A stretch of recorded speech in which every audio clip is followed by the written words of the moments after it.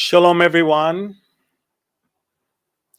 Shalom, everyone. This is Amir Tsarfati. I'm live from Galilee, from Israel, and these are breaking news in regards to what is Israel bracing towards tomorrow, as tomorrow is Friday, the last Friday of the Ramadan, and apparently it is also a convergence of other things in light of the very successful operation of the IDF in Damascus, in which some of the most senior Iranian Revolutionary Guards officers, generals, were eliminated.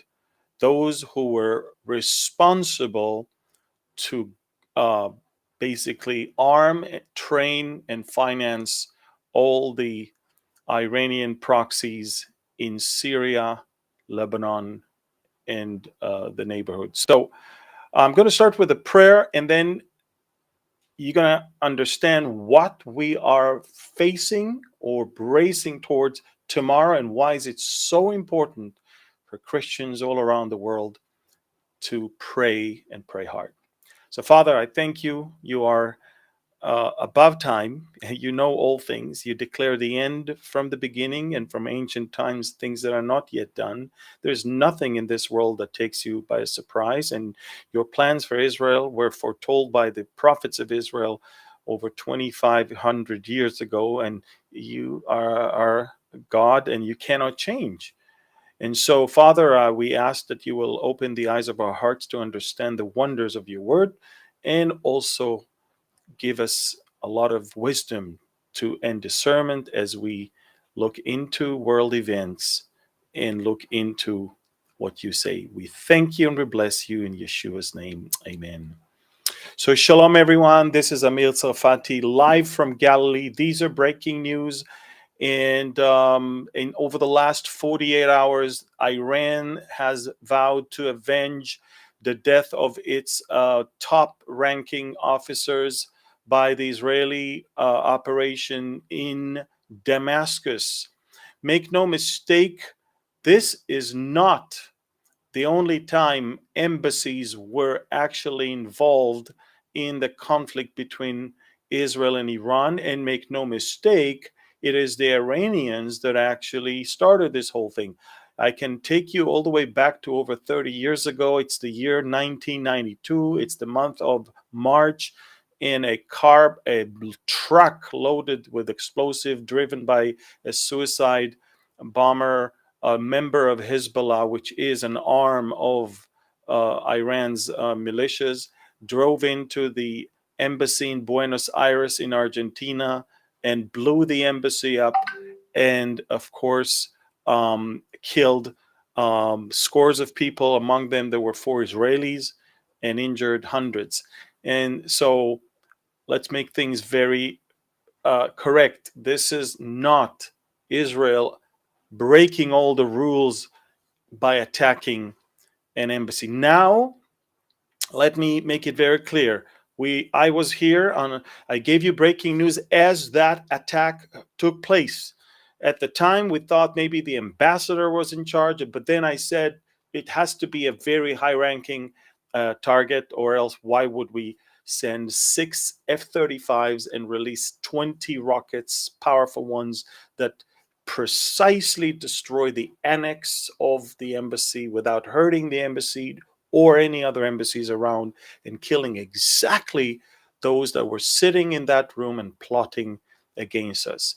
And that hit the Iranians in a shock. They couldn't believe that we dared to touch the untouched areas, which is embassies that Iran has, because they always felt like, we can get killed anywhere else, but certainly not in the embassies. And that line has been crossed. The Iranians are very raged, not only because their top officers were killed, but also it happened on Ramadan, ahead of the Al-Quds Day, the Day of Jerusalem Day that the Iranians instituted since the Iranian Revolution. And this coming Friday is the Laylat al-Qadr, which is the night of power, That's when the Muslims believe that the first Quran version was given to Muhammad, and this is when the annual destiny of a Muslim is being set. So now the convergence of all these elements is the big issue, and they are vowing. I'm going through dozens of Iranian and Arab channels to see their graphic designers working extra hours to produce graphic designs that are calling for the end of Israel, dropping bombs on all of Israel's major sites, whereas tourist sites, government sites, archaeological sites, as well as military installations. And I mean, I've never seen anything like that before. Israel, and now let's move to how Israel is preparing. Okay, so it's very important that you understand. Again, tomorrow is the last Friday of Ramadan. Tomorrow is the Al Quds Day that Iran is every year celebrating in defiance of Israel, in support of Palestinians, and of course that Jerusalem is Muslim for them. Tomorrow is Laylat al Qadr, and the revenge for the killing of all those Iranian Revolutionary Guard is due. And all these elements caused the Israeli military to be on its highest alert. Now, there were some very unsuccessful quotes from the head of the Israeli military um, intelligence wing.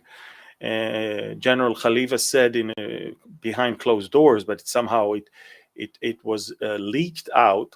He said that basically the worst is not behind us; it's ahead of us, and we are ahead of some very complicated days. That's what he said.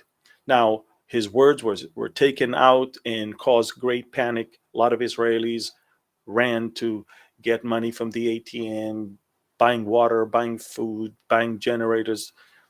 It wasn't necessary, honestly, and that caused a need for the Israeli government and the military spokesman of the IDF to come out with some sort of a relaxing um, message.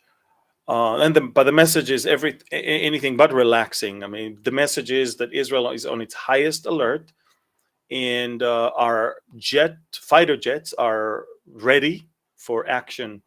And of course, the Israelis were told that there is no changes in the home front command instructions.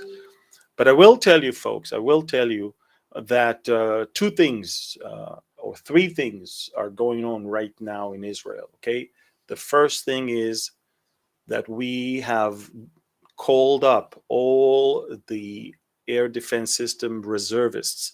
All of our air defense systems in Israel are fully manned, fully equipped, fully loaded. That's in case the Iranians are sending swarms of drones and cruise missiles from Iran. But also, we have called up all the pilots, all of our air force is on the highest alert, and all the combat soldiers units announced that no one is allowed to go home on vacation for the weekend or whatever. That's the highest alert as well. I can also tell you that the Israeli bus companies were hired by the army also to mobilize everyone to their unit. So my bottom line is Israel is on its highest alert since October 7th, bracing towards possible Iranian revenge tomorrow. But now, let me give you my assessment based on past events and based on the Iranian way of thinking. And now, before I talk about the Iranians, let me tell you, I do not talk about the Iranian people whom we love. I'm talking about the Iranian regime. I'm talking about the Ayatollahs that are demon possessed and all they want is to annihilate and destroy Israel. They are Satan's tool, and that's it. I'm making a very clear separation. The Iranian people don't like the Ayatollahs. If there were free elections in Iran right now, over 70% would have voted them out. So make no mistake, when we talk about Iran versus Israel, we don't talk about the Iranian people, we talk about the Iranian regime. Okay, so now that I made that clarification, let me tell you this. Okay, and listen carefully, and also if you can, please press the share button so people will be able to listen to this right now. And what I'm telling you right now is the doctrine of the Iranian Revolutionary Guard, the Iranian regime. Iran is on its race for a nuclear bomb. It's clear, everybody knows that. They have enough uranium already. That train already left the station. But the decision to assemble it into a bomb is not yet there, and the ability to do that may be there, but it has not been done yet. And let me tell you, Iran was hoping, listen to this, was hoping to become what we call threshold nuclear country, which means we have it, but we are not yet, announcing anything. And then to execute its plan to have a simultaneous attack on Israel from all sides. Then it'll be the payday of all the efforts and the money they invested into the proxies. And why then? Because now Israel will think twice whether it's retaliating, because Iran is already nuclear. So Iran was not okay with what Hamas did. Hamas shot the gun too early, and therefore, which is great for us, by the way, and therefore the Iranians are now in a very difficult situation. On one hand, they really want to revenge. They really want to show that they did it. They really want to use the convergence of Laylat al-Qadr, Al-Quds Day, last Friday of Ramadan, and revenge. But at the same time, they think bigger, and they're not going to do anything that will not serve their long-term interest, which is to become nuclear. And therefore, I believe that they are not going to go all the way. I believe that we're going to see one of three scenarios tomorrow, for sure. It's going to happen, but again, it's not everything. Now, watch this. First is increase what they have already begun, which is Hezbollah firing, militias from Iraq and Syria firing, and the Houthis firing. Well, they cannot utilize the Palestinians anymore. Hamas is crushed. So now they're going to use all the proxies from around. But they have been doing that. They have been doing that since October 8th. Since October 8th, there are rockets and drones flying into Israel from the north, from the northeast, from the south, from the east. There's nothing new. They might increase it. We'll see. The second option that they have is to actually use Iranian rockets and drones from Iranian soil, but to hit Israeli marked targets elsewhere. Because they don't want to connect Iran and Israel with direct missile launching, because if a missile is launched from Iranian soil towards Israel, a missile can be launched from Israel towards Iranian soil, and that's the last thing they want. They are so close to the nuclear deal, they don't want us to destroy it at this point. So they don't want to do anything that will jeopardize and endanger their nuclear program. So they're going to either attack Israeli targets elsewhere from Iranian soil, because that's going to be us avenging. We don't send anyone else.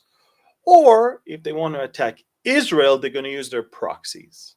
These are the two things I see that are happening now.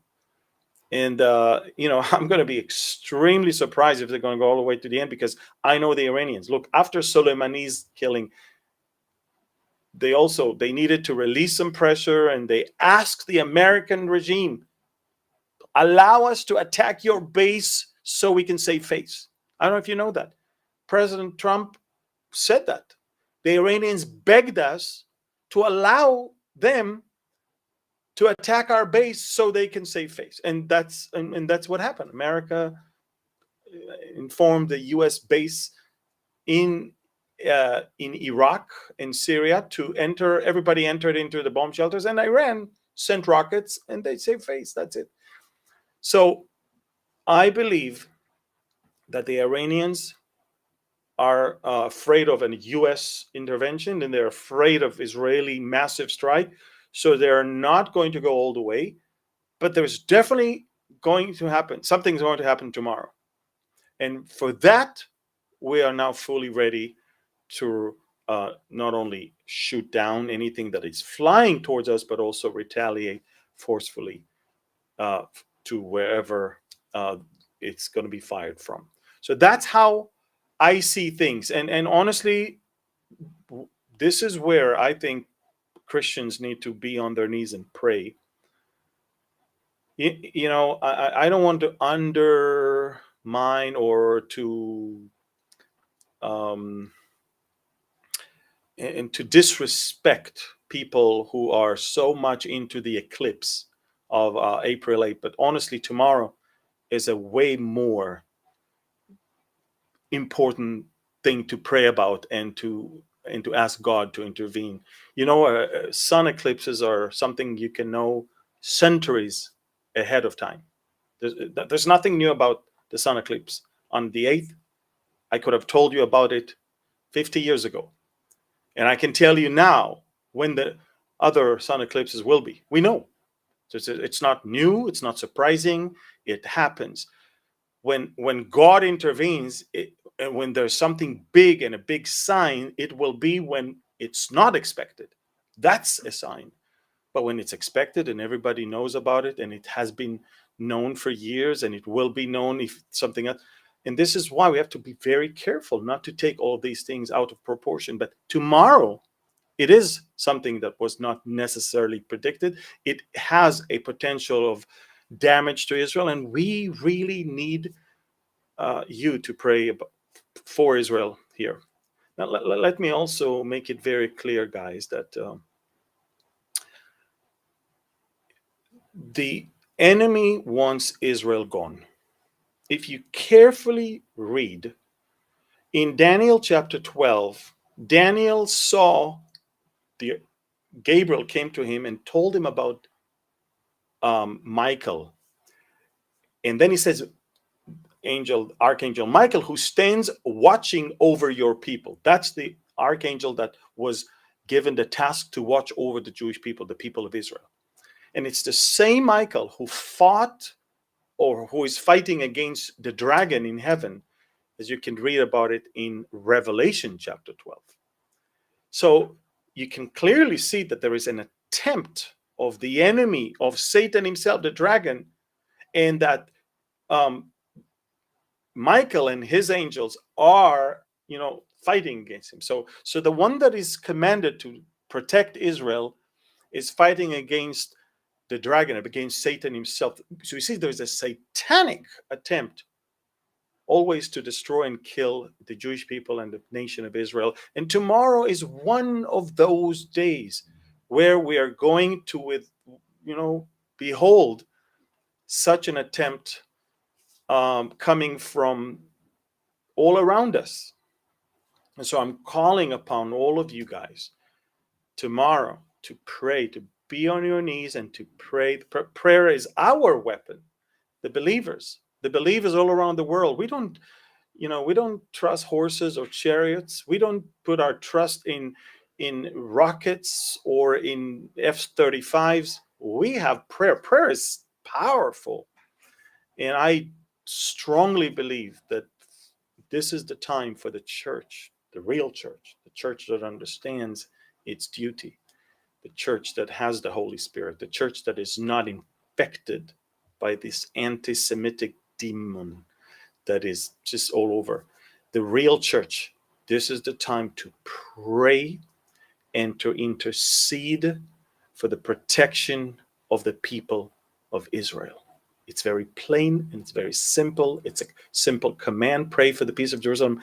It's a simple command to be there for the brethren of Christ. And so I ask you, I plead, I'm telling you, the best thing you can do tonight and throughout tomorrow is to call for prayer meetings in your churches, in your prayer groups, prayer meetings over the phone, prayer meetings in whatever constellation you can. This is our weapon. This is what we can do. And let's do it. Let's do it. It's powerful, it's good, it's important. So I really, truly hope that you understand that all the important details and the news and the videos and the maps you can see on my Telegram channel. Folks, the Telegram channel, if you want, please, right now, scan this barcode that you see over here. This one, yeah, scan it, join it, and you will understand everything that is happening. You will really get a full picture of what's going on. This is the only platform that allows me to say everything, to put, I mean, if I put the videos that I have on Telegram on either Facebook or YouTube, I would be restricted. So this is our Telegram. And if you haven't, if you still want to join one of our cruises, this is the Mediterranean cruise this October, where we teach Daniel and Revelation, and this is our Caribbean one. And the last thing is, the last thing is, if you want to pre-order the book of Discovering Daniel, you can do that by scanning this one. Thank you very much for listening. God bless you. Please share it. Thank you. God bless you. Bye-bye. Amir Tsarfati and Behold Israel channel on Telegram. Here you will receive daily updates and audio messages from Amir. You can also take part in our community and reply with comments. Getting started is easy. Simply download Telegram from the App Store, then visit the Behold Israel Telegram channel in your browser. From there, click Preview Channel, then click Join.